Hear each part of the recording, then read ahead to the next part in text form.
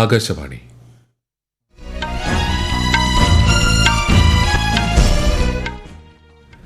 നമസ്കാരം. വാർത്തകൾ വായിക്കുന്നത് സുധിൻ സൈനുദ്ദീൻ.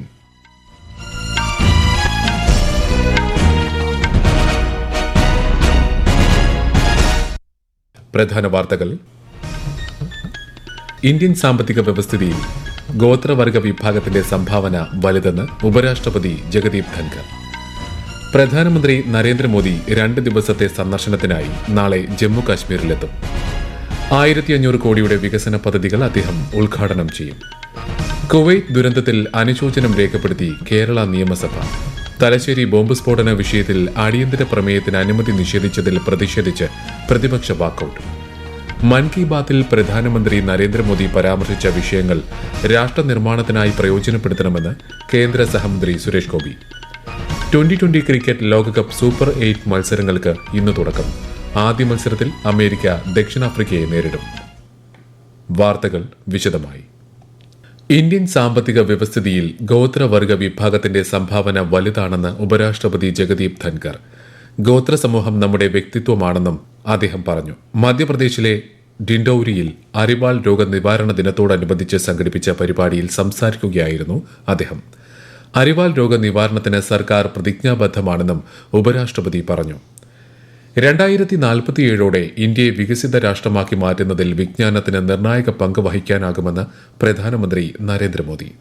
വിദ്യാഭ്യാസം ശക്തിപ്പെടുത്തുന്നതിലൂടെ ആഗോളതലത്തിൽ ഇന്ത്യയ്ക്ക് സുശക്തമായ സ്ഥാനം നേടാനാകുമെന്ന് അദ്ദേഹം പറഞ്ഞു.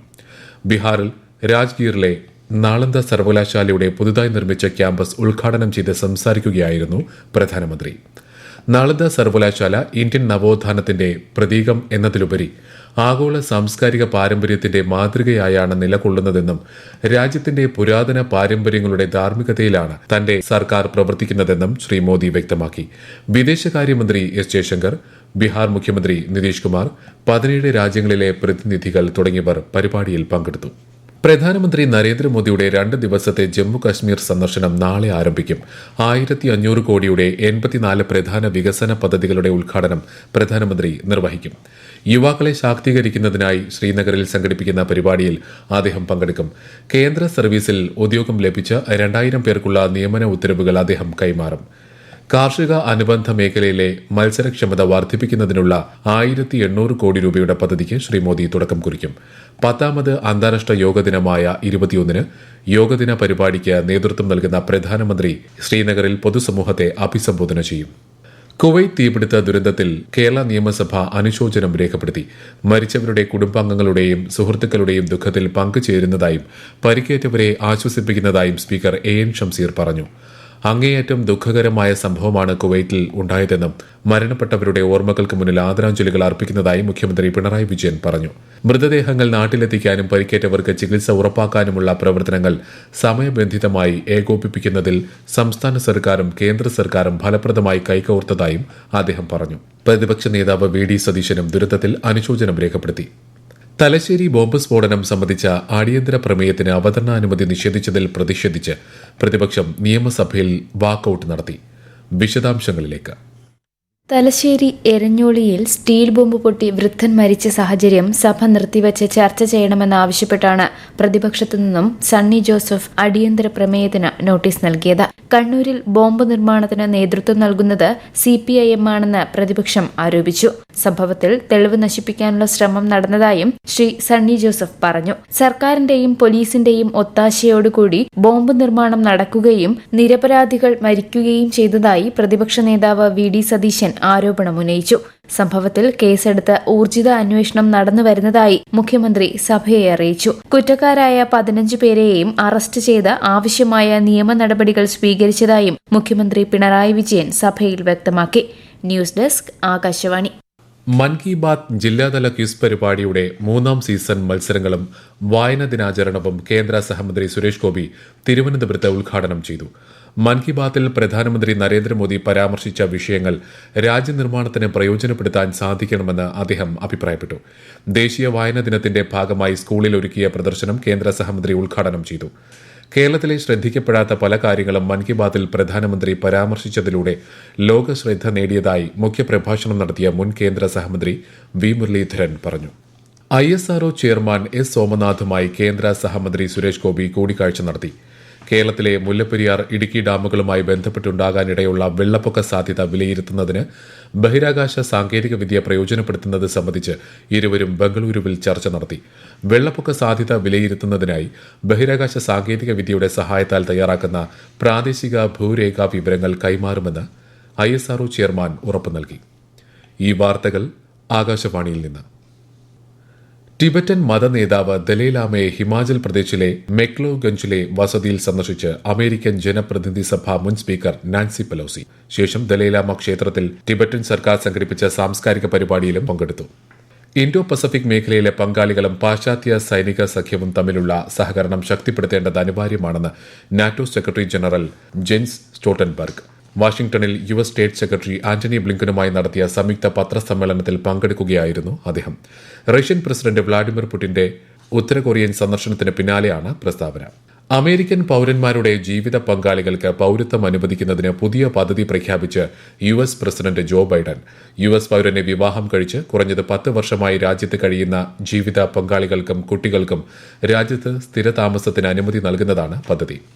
രാജ്യത്ത് നിയമപരമായ പദവിയില്ലാതെ കഴിയുന്ന 5 ലക്ഷത്തിലേറെ പേർക്ക് ഈ പ്രഖ്യാപനം ആശ്വാസമാകും.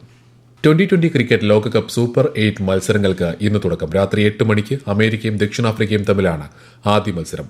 നാളെ നടക്കുന്ന മത്സരങ്ങളിൽ ഇന്ത്യ അഫ്ഗാനിസ്ഥാനെയും ഇംഗ്ലണ്ട് വെസ്റ്റ് ഇൻഡീസിനെയും നേരിടും. ഈ റൌണ്ടിലെ എല്ലാ മത്സരങ്ങളും വെസ്റ്റ് ഇൻഡീസിലാണ് നടക്കുക. ഈ മാസം 29-ന് ബാർബഡോസിലാണ് 2020 ലോകകപ്പ് ഫൈനൽ.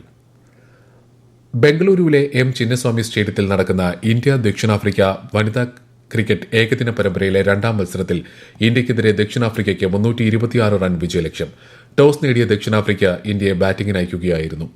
മറുപടി ബാറ്റിംഗിനിറങ്ങിയ ദക്ഷിണാഫ്രിക്ക ഒടുവിൽ വിവരം ലഭിക്കുമ്പോൾ 33 ഓവറിൽ 3 വിക്കറ്റ് നഷ്ടത്തിൽ 167 റൺ എന്ന നിലയിലാണ്.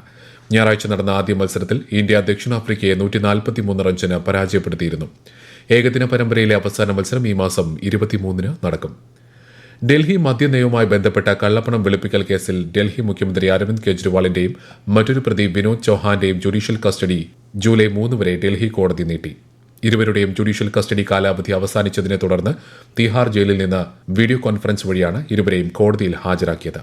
പുതിയ ക്രിമിനൽ നിയമങ്ങളായ ഭാരതീയ ന്യായ സംഹിത, ഭാരതീയ നാഗരിക് സുരക്ഷാ സംഹിത, ഭാരതീയ സാക്ഷ്യ അധിനിയം എന്നിവ അടുത്ത മാസം 1 മുതൽ പ്രാബല്യത്തിൽ വരും. പുതിയ ക്രിമിനൽ നിയമങ്ങളെക്കുറിച്ചുള്ള വിവരങ്ങൾ ഏകീകൃതമാക്കുന്നതിന്റെ ഭാഗമായി ദേശീയ crime records bureau NCRB Sankalan of criminal laws എന്ന മൊബൈൽ ആപ്ലിക്കേഷൻ പുറത്തിറക്കി. ഗൂഗിൾ പ്ലേ സ്റ്റോറിലും ആപ്പിൾ ആപ്പ് സ്റ്റോറിലും ആപ്പ് ലഭ്യമാകും.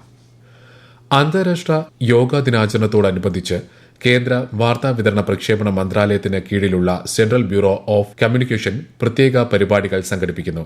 യോഗ നമുക്കും സമൂഹത്തിനും എന്ന പ്രമേയത്തെ അടിസ്ഥാനമാക്കിയുള്ള സംയോജിത ബോധവൽക്കരണ പരിപാടി നാളെ പേരൂർക്കട കേന്ദ്രീയ വിദ്യാലയയിലും മറ്റന്നാൾ തിരുവനന്തപുരം മാർ ഇവാനിയോസ് കോളേജിലും നടക്കും. കൊല്ലം ശ്രീനാരായണ വനിതാ കോളേജും കൊല്ലം നാഷണൽ ആയുഷ് മിഷനുമായി ചേർന്ന് നാളെ വെബിനാറും സംഘടിപ്പിക്കും. CBC പാലക്കാട് യൂണിറ്റിന്റെ നേതൃത്വത്തിൽ സംഘടിപ്പിക്കുന്ന യോഗാ ദിനാചരണ പരിപാടി മറ്റന്നാൾ തിരൂരങ്ങാടി ബ്ലോക്ക് പഞ്ചായത്ത് ഹാളിൽ നടക്കും. കേരളത്തിൽ കാലവർഷം ശക്തമാകുന്നു. 9 ജില്ലകളിൽ കേന്ദ്ര കാലാവസ്ഥാ വകുപ്പ് ഇന്ന് മഞ്ഞ ജാഗ്രത നൽകി. മറ്റന്നാൾ മുതൽ കേരള തീരത്ത് പടിഞ്ഞാറൻ കാറ്റ് ശക്തമാകുന്നതിനാൽ ഒറ്റപ്പെട്ട അതിശക്തമായ മഴയ്ക്ക് സാധ്യതയുണ്ട്. മലപ്പുറം, കോഴിക്കോട്, കണ്ണൂർ ജില്ലകളിൽ മറ്റന്നാൾ ഓറഞ്ച് ജാഗ്രത നൽകി. പ്രധാന വാർത്തകൾ വീണ്ടും. ഇന്ത്യൻ സാമ്പത്തിക വ്യവസ്ഥിതിയിൽ ഗോത്രവർഗ വിഭാഗത്തിന്റെ സംഭാവന വലുതെന്ന് ഉപരാഷ്ട്രപതി ജഗദീപ് ധൻകർ. പ്രധാനമന്ത്രി നരേന്ദ്രമോദി 2 ദിവസത്തെ സന്ദർശനത്തിനായി നാളെ ജമ്മു കാശ്മീരിലെത്തും. 1500 കോടി രൂപയുടെ വികസന പദ്ധതികൾ അദ്ദേഹം ഉദ്ഘാടനം ചെയ്യും. കുവൈറ്റ് ദുരന്തത്തിൽ അനുശോചനം രേഖപ്പെടുത്തി കേരള നിയമസഭ. തലശ്ശേരി ബോംബ് സ്ഫോടന വിഷയത്തിൽ അടിയന്തര പ്രമേയത്തിന് അനുമതി നിഷേധിച്ചതിൽ പ്രതിഷേധിച്ച് പ്രതിപക്ഷ വാക്കൌട്ട്.